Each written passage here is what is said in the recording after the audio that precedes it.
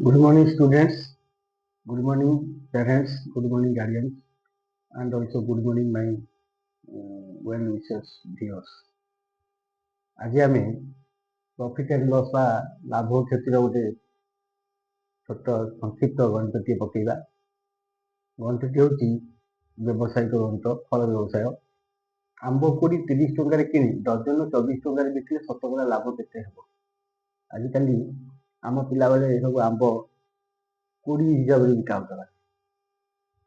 ଗଛ ମୂଳେ ଆମ୍ବ ବଗିଚା ମାଲିକ ଆମ୍ବ ତୋଳି ଦେଇଥିବେ, ସେ କୁଣ୍ଡା ମୂଲ୍ୟରେ 20 ଟଙ୍କା ଏତିକି ଟଙ୍କା, 20 ଟଙ୍କା ଏତିକି ଟଙ୍କା ଝୁଡ଼ି ଦିଆ ଆଉ ଓଜନ ନାହିଁ। ଏବେ କିଲୋଗ୍ରାମ ହିସାବରେ ବିକା ହେଉଛି। ସେଠାରେ ଆମ୍ବ କୋଡ଼ି ମାନେ 20ଟା, 20ଟାକୁ 30 ଟଙ୍କାରେ କିଣା ହେଲା। ଡଜନ ହିସାବରେ ବିକା ହେଉଥିଲା। ଏବେ ଓଜନ ହେଇକି ବିକା ହେଉଛି କିଲୋଗ୍ରାମ ହିସାବରେ, ସବୁ କିଲୋଗ୍ରାମରେ ବିକା ହେଉଛି। ଡଜନ ମାନେ 12ଟା। ତାହେଲେ ସମାଧାନ କରିବା କେତେ ଲାଭ କ୍ଷତି ହେଲା। ଲାଭ ତ ନିଶ୍ଚିତ ହେଇଛି ଆମ୍ବ କୋଡ଼ି, ତା ଅର୍ଥ 1 ମାନେ 20ଟି, 1 କୋଡ଼ି ସମାନେ 20ଟି। 1 ଡଜନ କହିଲେ 12। ତାହେଲେ ଅତଏବ 20ଟି ଆମ୍ବର କିଣା ଦାମ କେତେ? 20ଟି ଆମ୍ବର କିଣା ଦାମ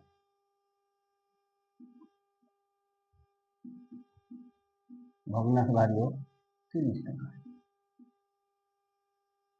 ତାହେଲେ 1ଟି ଆମ୍ବର କିଣା ଦାମ କେତେ ହବ? 30/20 ଟଙ୍କା। 10 ରେ 3, 10 ରେ 2, 3/2। ଆଉ କାଟିକି 3 ଲେଖିବା କଥା, କାଟିକି 2 ଲେଖିବା କଥା। 3/2 ଟଙ୍କା। ତାହେଲେ ଗୋଟିଏ ଆମ୍ବର କିଣା ଦାମ ହେଲା।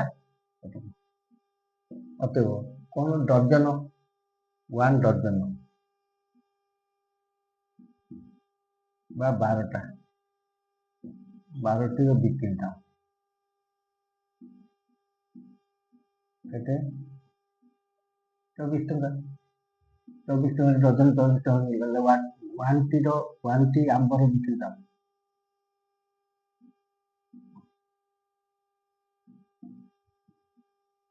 କେତେ? 24/12 କେତେ ହେଲା? 2 ଟଙ୍କା। ତାହେଲେ ବିକ୍ରି ଦାମ ଆସିଲା 2 ଟଙ୍କା, କିଣା ଦାମ ହେଲା 3/2, ଦେନ୍ 10 ଟଙ୍କା। ତାହେଲେ ଲାଭ ବିକ୍ରି ମାଇନସ କ୍ରୟ, ବିକ୍ରି ମୂଲ୍ୟ ମାଇନସ କ୍ରୟ ମୂଲ୍ୟ, 2 ମାଇନସ 3/2, 2/1 ତା ଅର୍ଥ 10 ହେଲା 2, 2 ହେଇଗଲା 2, 2 4 ମାଇନସ 2 ହେଇଗଲା 1, 2 3, ମାନେ 1/2 ଟଙ୍କା ଲାଭ। ଅତଏବ ଶତକଡ଼ା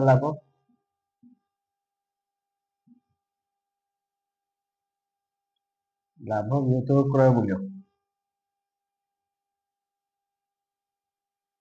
ଗୁଣନ 100 ଯଦି ଶତକଡ଼ା କେମିତି ହେବ? ଲାଭ କେତେ ଆସିଲା? 1/2, କ୍ରୟ ମୂଲ୍ୟ ଆସିଲା 3/2 ଗୁଣନ 100। ଏ ଭଗ୍ନାଂଶଟା ହରାଇଛି ମାନେ ଉଲ୍ଟି ଗୁଣା ହେବ। 1/2 ଗୁଣନ 2/3 ଗୁଣନ 100। 2 ଗୋଟିଏ ହେଲା 100/3, 100/3 ଶତକଡ଼ା। 3 3 9 1 10, 3 3 9, 33 ଗୁଣ 1 3 ଶତକଡ଼ା ଲାଭ।